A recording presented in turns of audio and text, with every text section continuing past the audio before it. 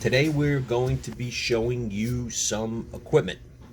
I'm not going to be doing any reloading in this video. I've got too much stuff on the desk, and as I've said in other videos, I've said in the video for the shotgun, the shot shell reloader, you don't ever want more than one thing here on the desk. Okay, so I've got a bunch of stuff out here, so let me just show you some basic equipment. This is your Lee Classic Press. This is what you get if you start out in case reloading. You can get these on Craigslist, you find them on eBay. Please, you can buy a new one. You want to go buy a new one, buy a new kit. I buy all my stuff used with the exception of the Master, the Load Master, which I did buy. I think I bought it from Midway because they were running a sale on it. But that's the only machine that I bought new. Everything else I've bought either on Craigslist or I bought used stuff from friends. But this is what you get in the basic kit. It's about 150 bucks, 130 bucks, 150 bucks. You get a bunch of attachments with it. You get a powder drop, basic powder drop, which I'll show you the one that you get in the basic kit. And this is the press. So you would put your attachments in here, you'd put your cases in here, you can put your dies up in here. This is a single stage press, so you can only do one thing at a time. You have to either do your decapping and your resizing, or you'd have to put your bullet press or your crimp. You do that all in one. So you do a whole bunch of cases, you decap and prime a whole bunch of cases, then you go back and then you put your different die in the top, and then you can do bullet seating, and then you do all your bullet seating or whatever. Anyway, got a hose on it, which is pretty neat. When you take the primer out, primer drops through the hose and into a bucket. You'd have a bucket on the floor. So this is pretty neat. You can mount it to a bench, and this is the press that I got started with. That's the basic machine. So this is the Load Master. So the Load Master is a 5-stage machine, or a 5-station machine. You can do 5 operations all on the same machine with one pull of the handle. So let me show you this machine. First stage is your case drop. So you can probably see in there, I've got a 45 Colt case in there. The cases, you can stack these up. There's 4 magazines. You can load them all up with cases. Every time you pull this handle, it'll insert a case through here. There's a whole sliding mechanism. I just want to note that I do not use this automatic case magazine. This case magazine tends to get gummed up very easily. It's like the only station that Lee didn't really think through. So I don't use that case inserter. In the back over here, this is where you put your primers. So you have your primer insertion and your resizing in that one location. This location here is where you drop your powder. So let me show you this powder loader. This powder loader is actually really neat. This one's called an auto disc. This is the Lee auto disc. What that means is you put your powder up here in the hopper, and in this cavity you have these discs. And these discs are numbered. Each one of these cavities are numbered. I have about eight of these discs. So I have a vast range of the amount of powder I can drop, all the way down from 1 or 2 grains all the way up to 70, 80 grains. As a matter of fact, let me look. The highest grain that I have, I can drop. I use this auto disc with my 223s. Anything bigger than a 223, I use the other powder drop. But anyway, I could drop as much as 70 grains of powder with this. Okay, so there's a chart that will get you close. So if I'm loading 45 Colt, I'm going to be using 6.3 grains of the red dot powder, of the shotgun powder, which is why I like it. I like to stick, have all the things, reuse as much stuff as I can in each of my different endeavors, so I don't have 1,000 different things going on. But anyway, so 6.3 grains of the red dot powder. In the book, it tells you use a 0.43. See if I can get that in the camera. 0.43 with a 0.43, upper and a lower disc. And if you put these two together, 0.43 and 0.43 on top of each other, you get a cavity that's calibrated to whatever amount of powder you want to drop. You stick that in the machine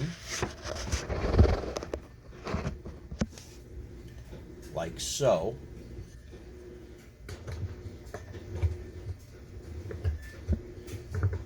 And what happens, gotta get the cam in there.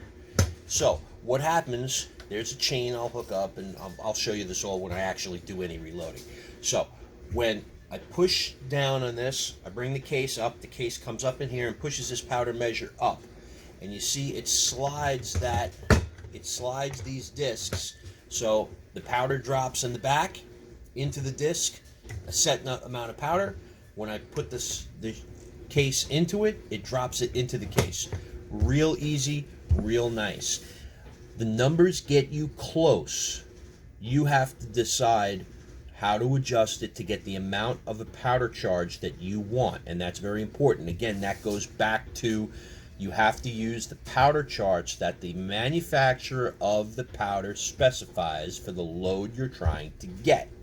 So I have cheat sheets on the rim of my workbench. So for 45 Colt, 6.3 grains of the Alliant red dot powder. And I have everything noted, so that's what we'll do. When I start reloading, just like with the shotgun shells, I'll show you, I'll take the first one or two, and I'll take them out of the machine, actually put them on the scale, measure them, make sure I'm dropping the right one, and then continue on with that operation. So that's the one powder, that's the auto disc powder loader. So that's that station. This next station over here is bullet insertion. Okay, so I put a bullet on here and I have this set to the depth that I want the bullet pressed into the case. The last one is the crimp. Again, I have that set to the amount of crimp that I want.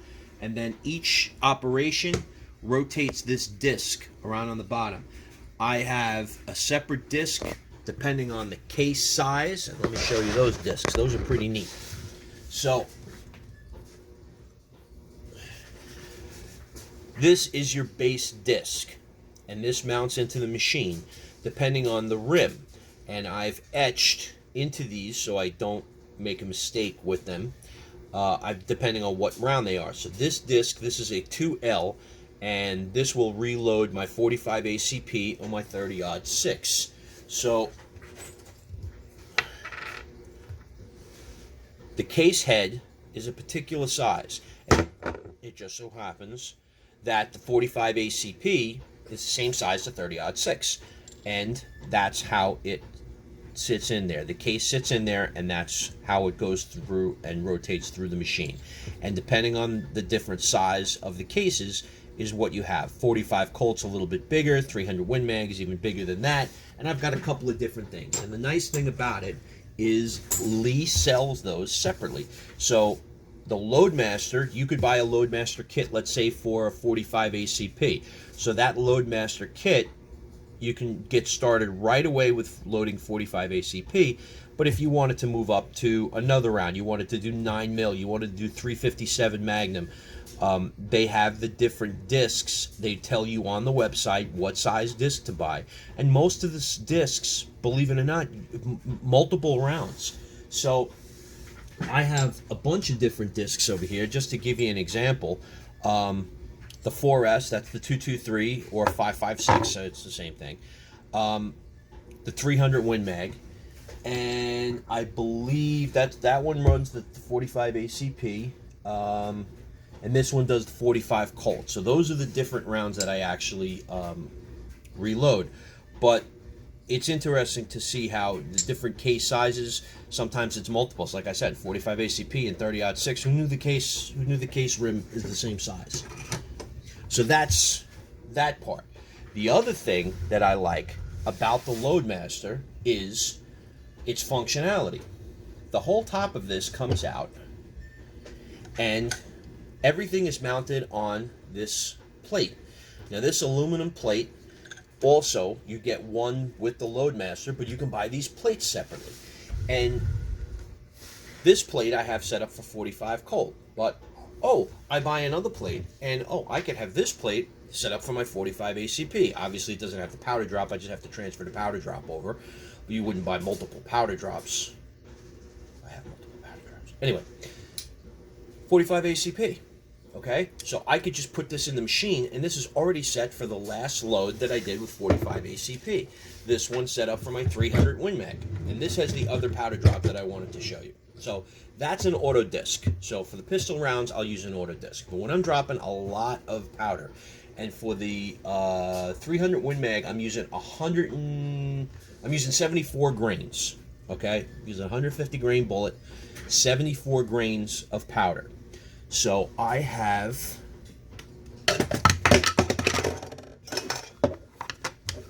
I'm all right.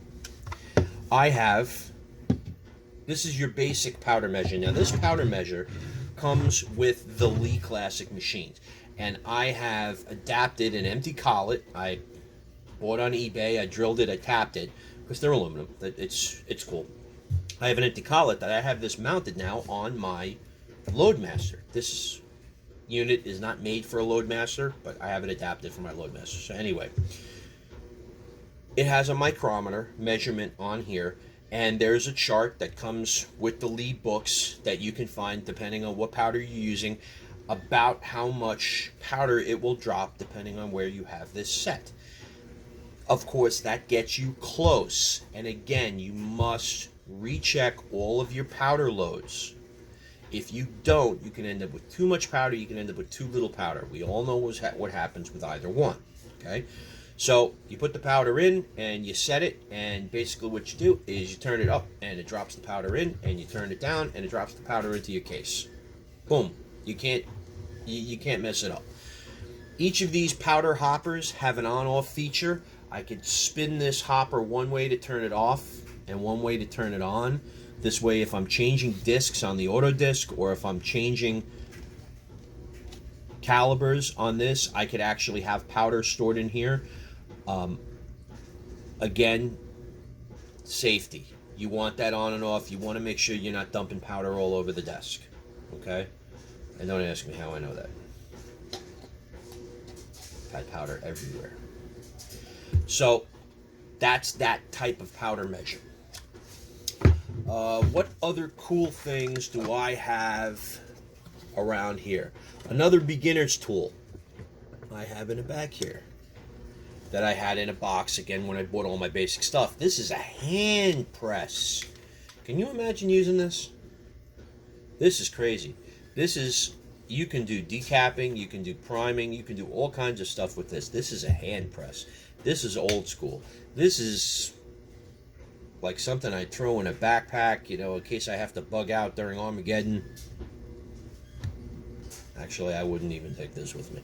But anyway, that's a hand press.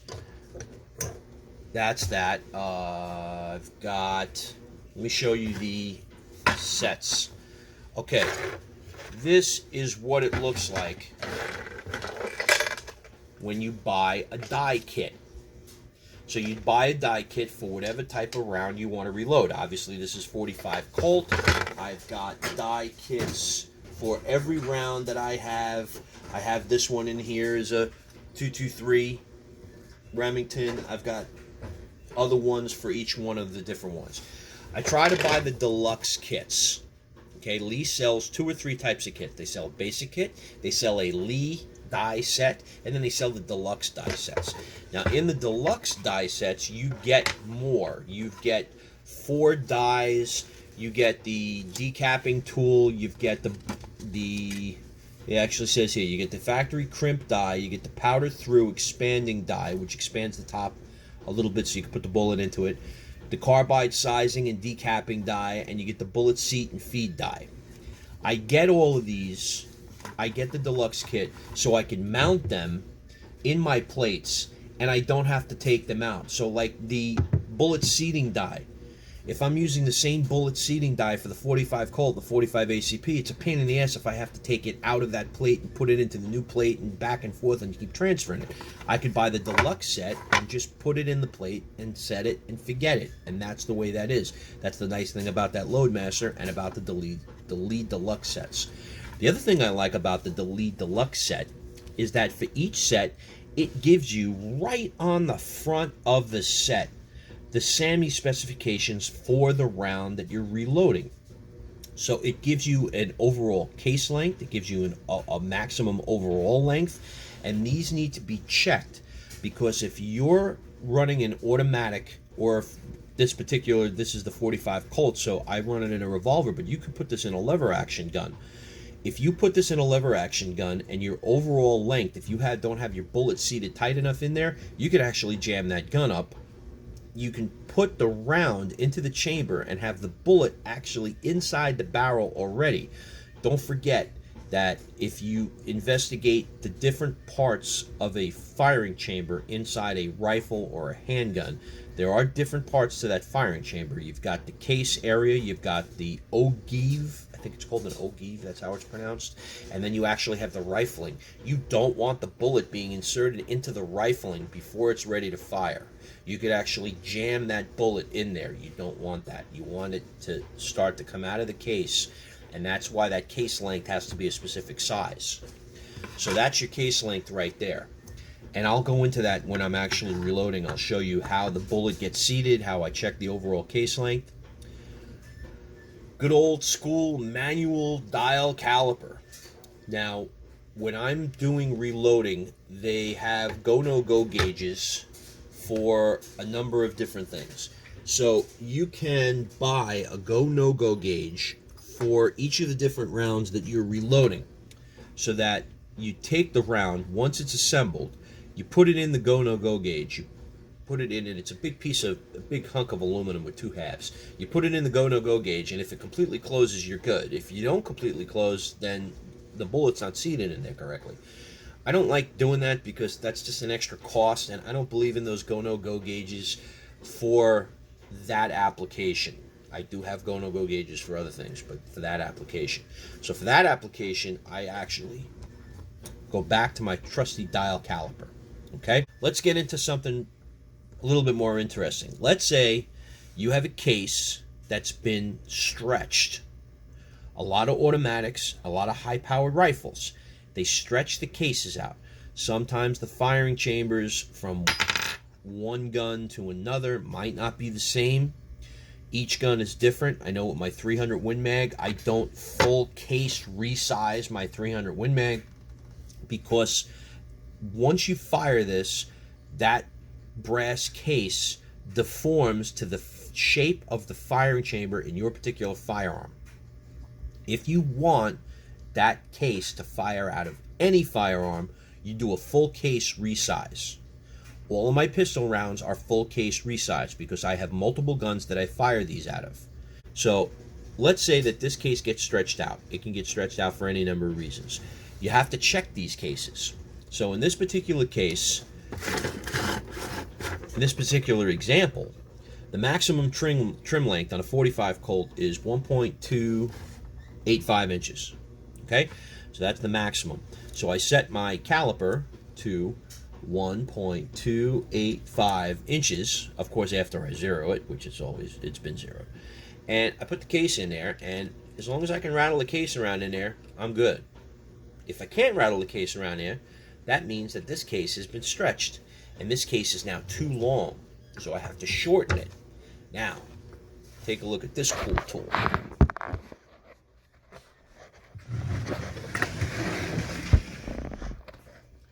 This cool tool is called a case trimmer. Now, with each of the Lee Deluxe die sets, you get a number of different things, and Lee likes to call everything a collet. Collet, collet, collet. Everything is a collet. So, you get a collet that holds the rim of whatever case that you're reloading. As you can see, that goes in there, and this particular one is a number 11. Now, the reason why, again, that I'll tell you guys that I like buying used stuff is because I got a full set of these, a master set, that was missing one. Because the guy that I bought it from, he bought a master set of these, so it's good to have. So anyway, so this gets mounted into the machine.